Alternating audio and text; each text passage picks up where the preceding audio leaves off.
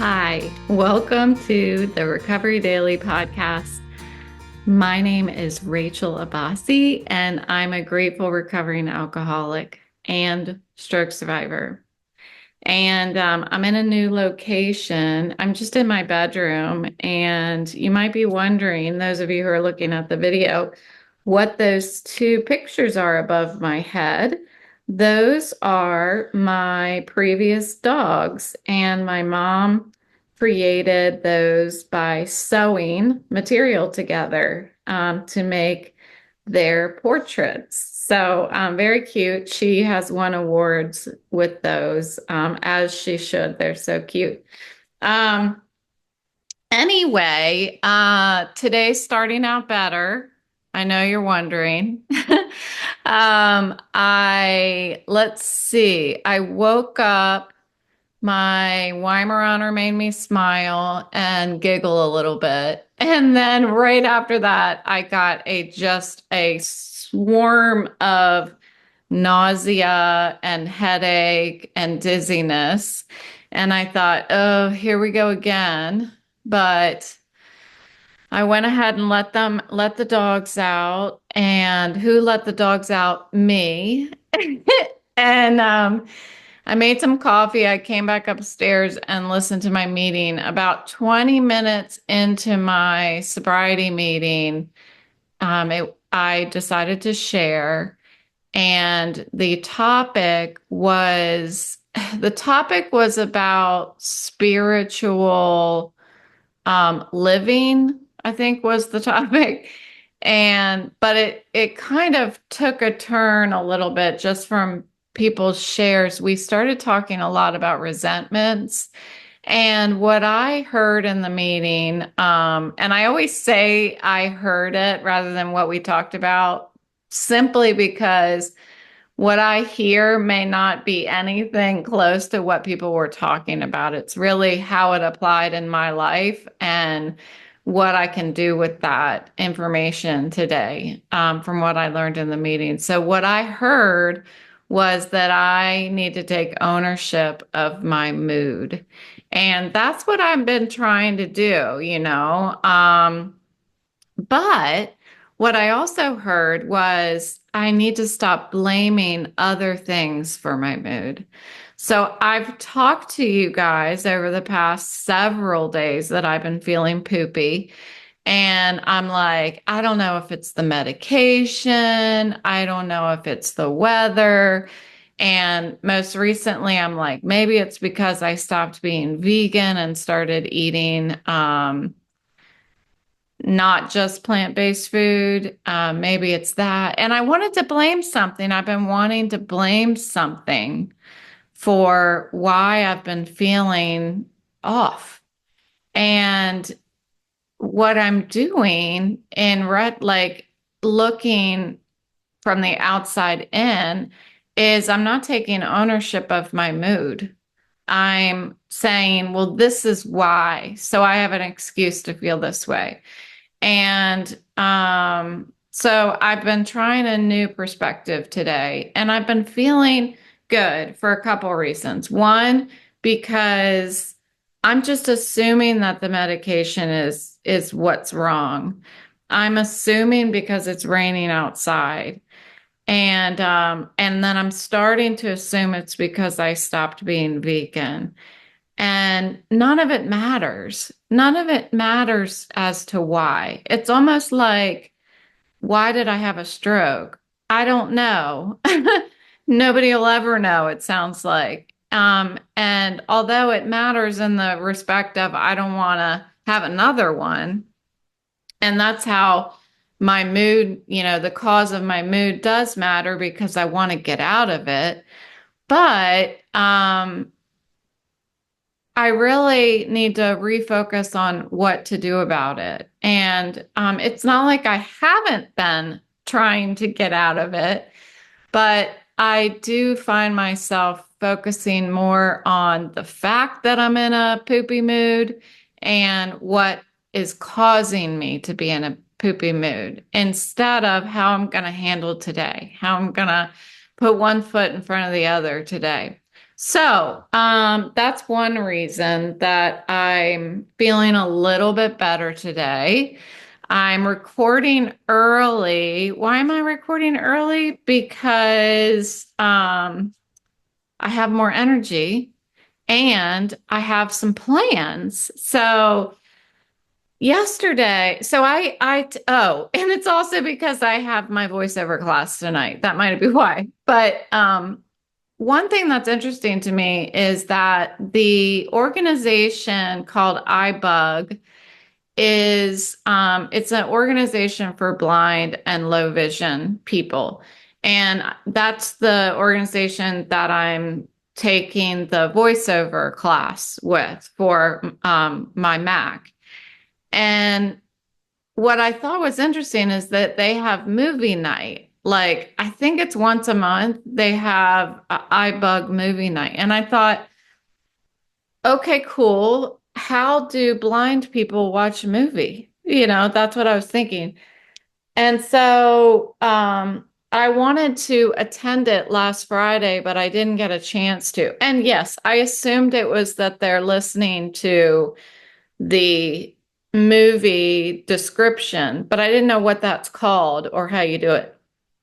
So I looked it up this morning on how that happens. And I thought, because I've been wanting to go to the movies, to the movie theater. I love going to the movie theater. And I have been thinking, am I never going to get to go to the movie theater again? And that makes me sad. So I looked it up and they have what's called audio description. So you know how people who are deaf can read subtitles. Well, people who are blind, you can listen to the audio. It's an audio description of what the visuals of the movie, what's happening visually.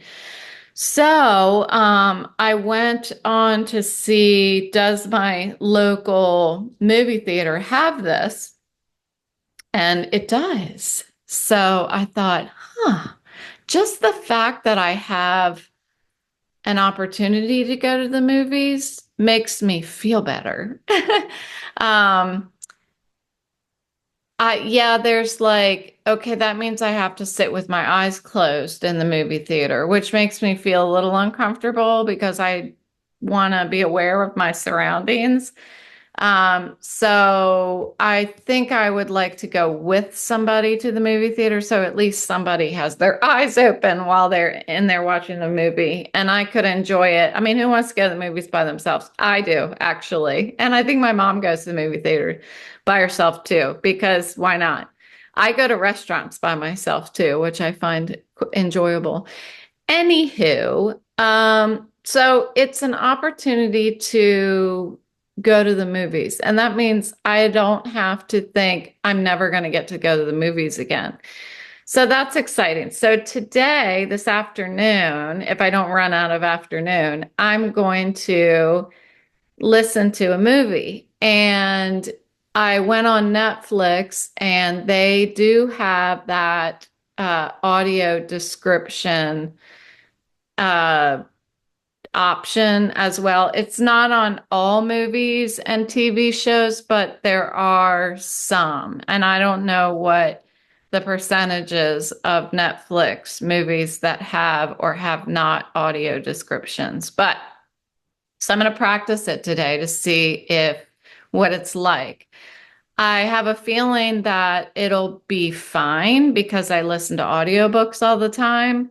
And I also asked Chatty McChatterton, like, what is the benefits of, like, what's the enjoyment of going to the movies and listening to audio descriptions versus just listening to an audiobook? Because it seems very much the same.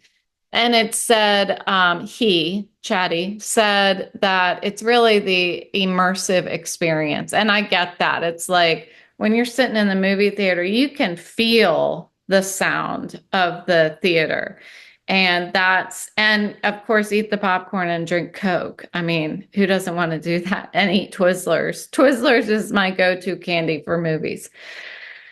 So, I'm gonna try it. I'm gonna try to, they do have Audible books that have sound effects, which I think are fun, but not a lot of them seem to have it. It's more like Audible originals, I think, have it more so than other books.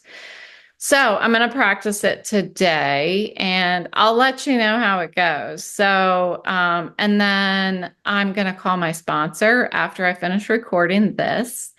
And I'm going to call one of my favorite people from my last job and see if he's available to talk because he makes me smile. And yeah, I think that's it.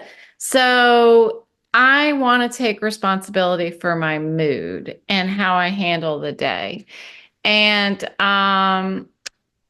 so I said all of that without looking at my guided script that I have. So I'm just catching up on if I missed anything or where to start off. Yeah. So I think the blaming thing had gotten me stuck, and I have felt stuck for long enough. You know, it's like having a bad mood and trying to blame somebody or something for it. It can become a habit. And I think that it's something that a lot of us do instead of kind of saying, this is unacceptable. I don't want to do this. I don't want to be in a bad mood. I tell my kids it's never too late to turn your day around. And my daughter says, yes, yes, it is. It is too late. I can't do it. And I don't disagree with her sometimes, but um, this morning so far, I got out my paintbrush and started painting it's not a pill bottle this time. It's actually, so my bulldog has lots of wrinkles, you know, so we get the wrinkle wipes. They're like medicated wrinkle wipes so they don't get infected. His wrinkles don't get infected.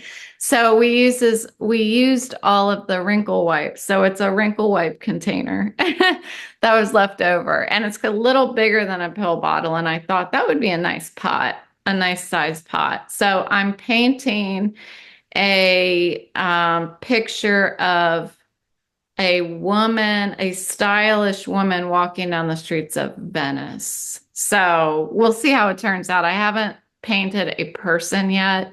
And it's really just a profile and it's not very clear. It's just, it's purposefully looking like a sketch almost. So it'll be interesting. So I'm painting that. I decided to take a break so that my head wouldn't hurt too bad. And now my puppies are taking a little nap while I record. And I feel like I am taking action today and trying to resist this poopiness that I have just felt like I've been drowning in. I also did some crocheting this morning. And I think that this is really a part of spiritual living because, as I said, that was the topic this morning. And spiritual living is, for me, it's not about sitting back and waiting for life to happen, waiting for things to be perfect. You know, it's like when people say, we'll buy a house when the time is right, or we'll have children when the time is right, or we'll get a puppy when the time is right. And the time, for me, I feel like the time is never right if you look at things that way. It's like, make it right, you know, fit it in if that's something that you want to do. So learning how to maintain my spiritual quest and growth while navigating day to day is spiritual living. So I'm not gonna wake up in a good mood all the time. And sometimes I'm going to be angry. Sometimes I'm going to feel unreasonable, which is a little bit about what I've been thinking lately. Like I'm never going to go to the movies again. That's something that unreasonable. Yeah, it is a little unreasonable because I said that without even trying to think of a solution. So that is really my cue to stop looking at I'm never gonna's and start thinking of how am I gonna, you know? And and that's inspiring me today. So I'll take it. It takes courage to stop blaming something outside of me for my mood. It's easier to defend my right to be in a bad mood than to admit that I need to do something about it. And I can talk all day long. Like last night, I did. I talked. I was just babbling last night because I didn't know what to do about it. I felt like if I just keep talking, I can talk my way out of the bad mood. But something needed to happen on the inside of me. I needed to be inspired, and I didn't know where to find the inspiration. Um, and I don't know how I found it today, but what I did know yesterday was that things are gonna get better somehow, some way, as long as I keep showing up for my life. And that's what I did this morning. So, whew, I'm doing my best. I have days that I sink into that blame of, oh, it's my freaking stroke, it's the freaking medication, the doctors don't know what they're doing. I still feel like these poor doctors, um, I feel like a lot of them are really doing the best that they can. And my brother tells me that all the time because our bodies are so freaking complex. And so that I have this new medication they're giving me for quote unquote headaches. Well, I was walking my Weimaraner this morning, and I thought my headaches are due to motion, and you can't take motion away. So I can't imagine any medication they're going to give me is going to make motion not give me a headache.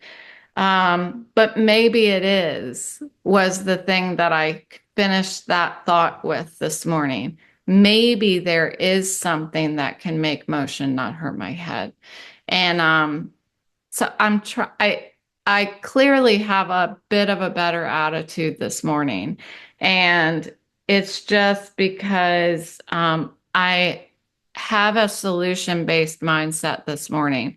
And it might just be because I showed up to my meeting and I heard people talking about taking ownership of their side of the street, cleaning our side of the street. People were talking about resentments. And if I have a resentment, something is not wrong with that person, something is wrong with me. That's what I heard this morning. So I can sit and blame that person, or I can be willing to grow, and that willingness is where change happens.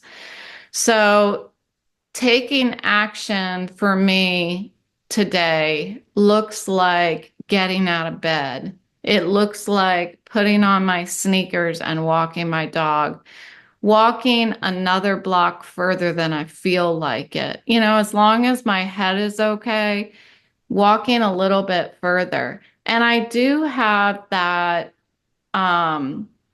gray line of whether I shouldn't walk 3 blocks because my head hurts, or I shouldn't walk 3 blocks because I feel lazy. It's really, really difficult for me to figure that out because sometimes my head symptoms create this feeling of fatigue that is almost feeling like being lazy. It feels close to the same. And so I really have to look inward and figure that out. And I don't know. The past couple days, I wasn't able to decipher between the two. So I really put a pause on everything and sat around for a few days. And then yesterday I cooked and I felt okay. I felt nauseous a lot, and but it was like this feeling that I didn't eat enough. So I just don't know, I don't want to overanalyze either. So if I feel like I need to sit down, I sit down. And if I need to pause, I pause. If I need to take a deep breath, I take a deep breath. But I think it's important for me to always be asking myself these questions like, are you lacking inspiration, or are you feeling mentally fatigued? And it's my responsibility. What it comes down to is it's my responsibility to make today a good day. It's not up to the weather. It's not up to my diet. And it's not up to whatever external thing that I want to latch onto at the moment. Like the more that I do this, the more that I realize that my bad moods don't control me, that there's something I can do about it. I can actually grow from them. I can get stronger, but it only happens if I stop blaming and I take ownership. So, yeah, I mean, it sounds easy. It sounds easy, but I've been working on this for like a week now. So here we have it. Yeah, so that's what I'm doing today. And that's all I got for you. So thanks so much man, if you came back after yesterday's podcast episode, you are a dedicated fan. And I thank you. So I'll talk to you tomorrow.